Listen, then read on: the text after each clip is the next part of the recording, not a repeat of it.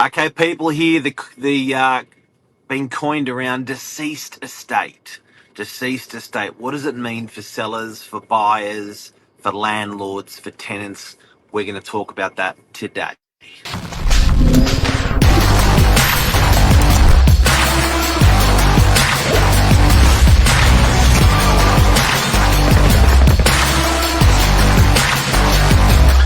I'm the ringleader, so listen up. Good morning. Good morning. Hi, Cleo. We're here. I Famous property manager on the Northern Beaches. Property manager please. for almost 20 years. Welcome to the show. Thank you. Woo! Let's hype it up this morning. Oh, so Cleo, this is a topic of your choice this morning. Yeah. Why do you want to talk about this? Look, I think every Thursday that I do topics, it's usually what's gone on in my week in property management. And we've recently had a tenant who unfortunately has passed away in the property. He was a man in his late 50s, I think, and he wasn't well. The issue that I have from a property management perspective is that he's got no next of kin, which is really sad. There's no family, and we can't get a hold of anybody to know what to do with his belongings. So as much as he didn't have a lot of stuff, there's personal items, there's things that you would normally want to keep if you're a family member or a friend. So we are just trying to navigate through this and trying to find out what we can do with everything. So it's been a bit tough. So when he filled out, God bless him, rest his soul, when he filled out the application for moving into the property, that's where you normally write, next of like kin would be, mother, brother, friend, whatever on there. It's true, and it can't be overlooked. In that part of the application, it is important for things like anything can arise in the property. So yeah, that part he did fill in, but it was just a family friend and someone that we can't get in touch with. We've tried calling, we've left messages. In fact, the police went to the property to do a welfare check, and they were the ones who told us that they even exhausted all avenues on their side in trying to find someone that they could contact. Wow. Yeah. Wow. So, from a property manager's perspective, what do you do now? So Look, you would have to tell prospective tenants coming through that had happened in the property. if it's from natural causes, not really. Like if it wasn't like a murder or a suspicious crime related death, I don't believe we do. Like people, the elderly, that passed away, if you were lucky restfully in your sleep, you don't know about all of those people that have died in every property. It's more so if there's been like a drug overdose or a murder or something like that you need to disclose it. Yep. There's also the process of forensic cleaning, so you do have to have a forensic clean done, which the owner is required to pay for, just to sanitize the apartment. For whatever reason they do that. Sometimes a body might not be found for weeks, and so there's special forensic cleaners that deal with that come in and sanitize everything. So you can just then re-let the property. Our tenant, he passed away on the couch. Like it was like pretty much, I would say, within a day or hours the police came in. They do always knock the door down, so the doors excuse me, the stratified door always gets damaged. The lock will need to be replaced, the door will need to be repaired, but I mean that's the least of anyone's worries. But just so you know, It's that's part of it. Yeah. yeah, if it's especially at night, it's not if we were advised, we would have gone and obviously opened the door with our office set of keys. Like we had no idea until later, so the door And would then, get fixed. so this is part of a job of a property manager, and it's part that it's sort of like, well, why would you talk about this? Well, it's what we do on the show. We talk about the highs, the lows, the everything you that we do in our work. Um, so this is part. So over 20 years, this is something you've done. Sort of, does it happen a lot?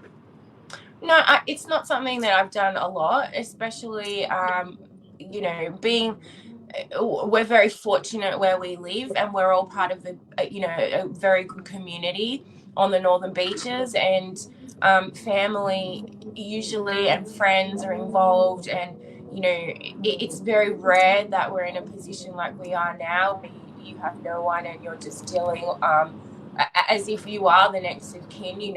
How respectfully would you finalize someone's life and things. But I have done maybe 2 or 3, which isn't a lot. Nothing where there's been a suspicious circumstances of the tenant passing. I do know other property managers have been unfortunate enough to have dealt with something like that, either be drug related or whatever, but I thankfully have not.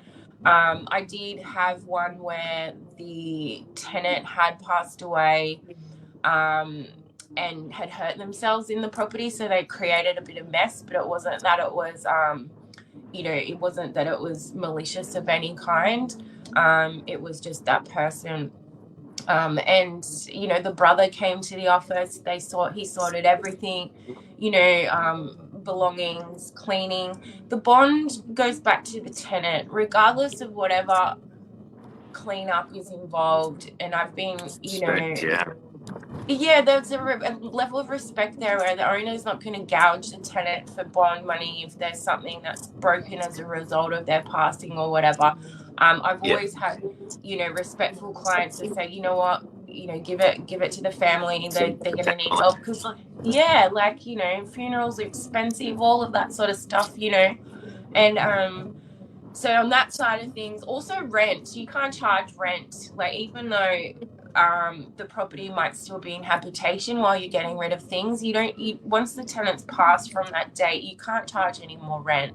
So if you're an owner and your tenant's unfortunately passed away, and there is a period of cleanup, that goes part of it, being a landlord.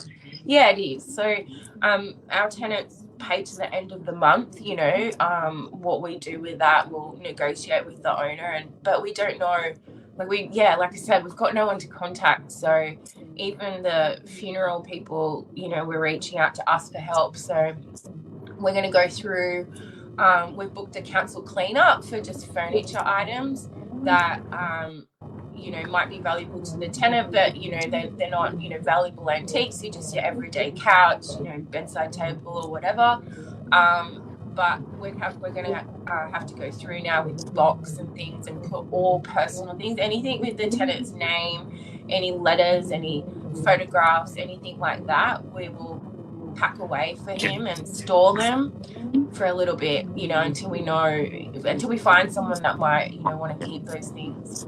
So, Cleo, from the landlord's perspective, like, you must get different responses. Do they sort of end up selling the property and saying, "Look, this has been too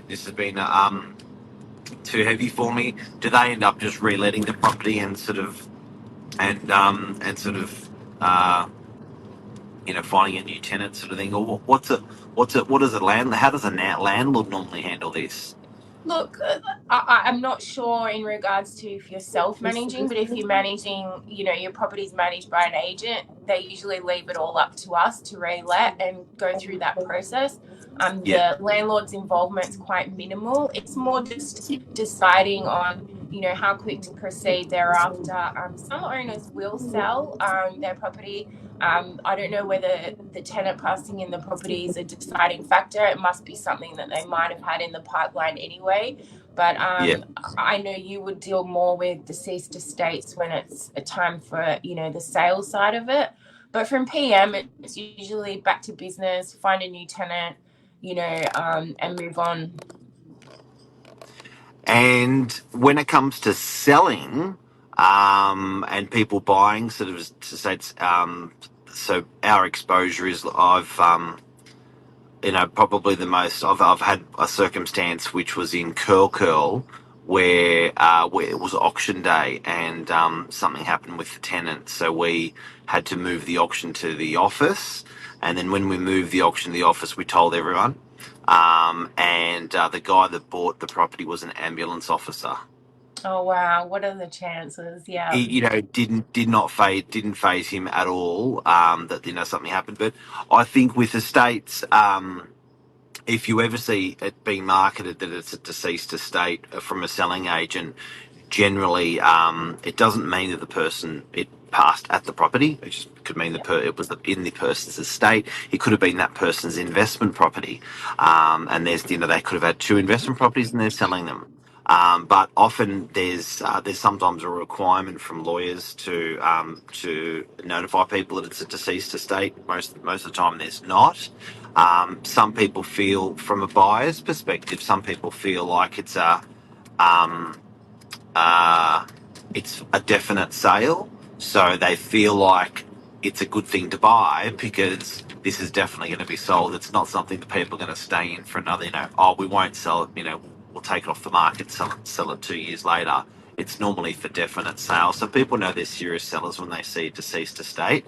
It will say, if you're not actually told, it will say on the contract for sale when you ask for it, estate of the late, on the front page of the contract.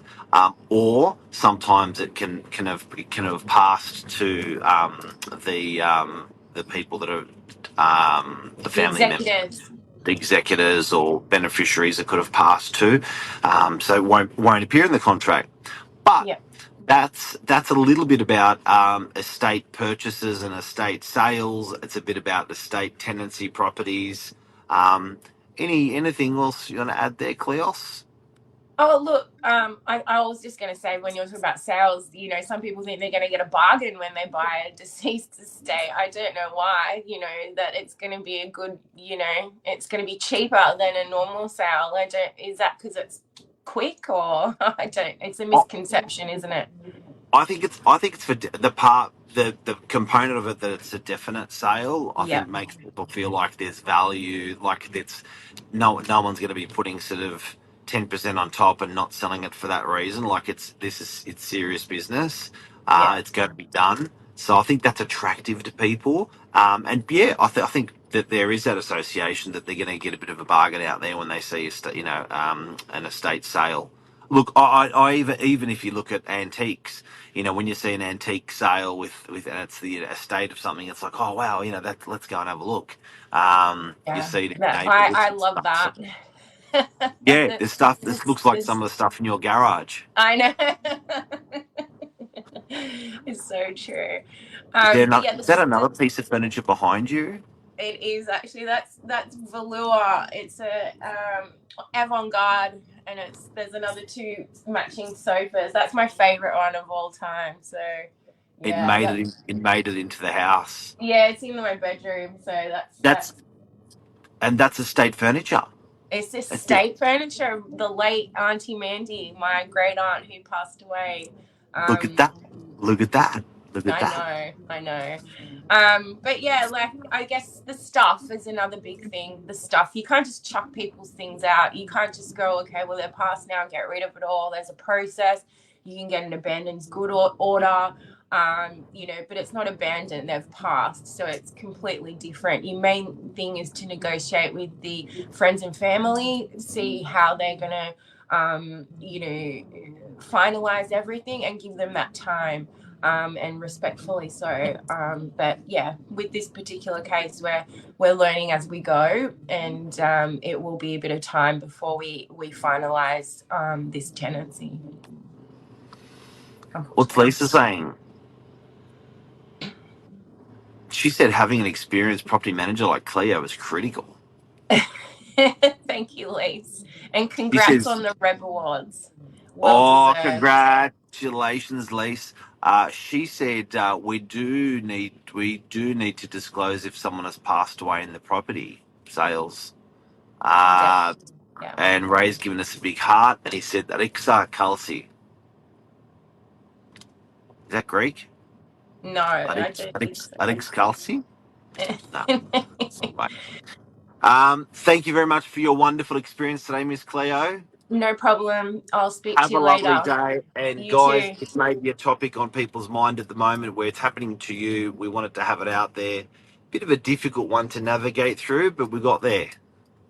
Yep. Yep. There's Respectfully. plenty of topics. We'll see you next Thursday. Bye.